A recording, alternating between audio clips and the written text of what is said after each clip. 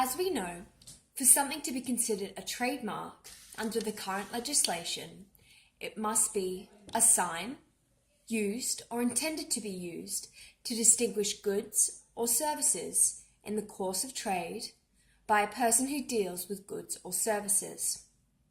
One of the biggest differences between the Trademark Act of 1955 and the Trademark Act of 1995 was the broadening of the definition of sign.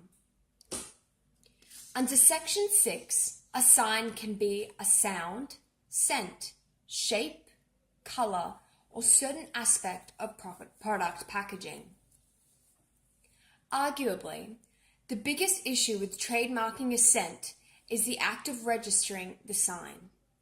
Section 40 of the Trademark Act states that the registration may not be permitted unless a sign can be represented graphically. To that end, a graphic representation of a sign must be concise and accurate. According to the case, Woolworths and BP, graphic representation can mean diagrams, written descriptions, pictures, or a combination of the three. However, highly technical data cannot be used to graphically represent a sign, as an ordinary person searching the registrar would not be able to properly understand the descriptions. Graphic representation, in particular, has proven difficult for the registration of scents. As it stands, there is no general international rule for classifying smells that meets the relevant criteria for the purposes of trademarks. For example, courts throughout the world have struggled to find a way to graphically represent an odor in an objective and decisive way so that that smell may be properly classified and protected from competitors. European laws relating to trademarks also require graphic representation of a sign before it may be registered.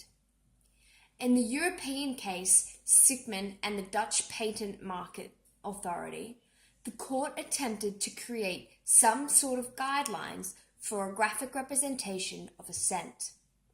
The court held that in order to be accepted as a trademark, the graphic representation of a sign must represent the actual odor, rather than just the description of the thing emitting that odor.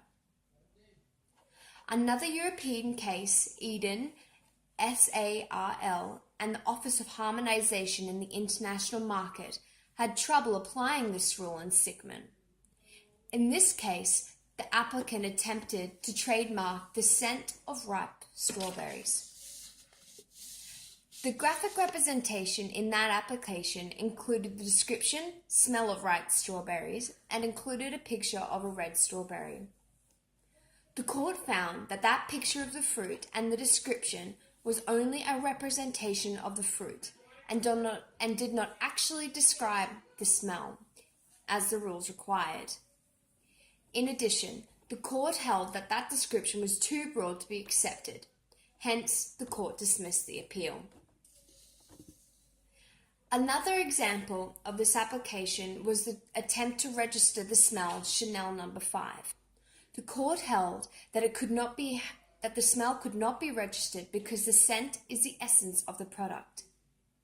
Australian courts have also adopted the rule that the scent must be separate from the product itself.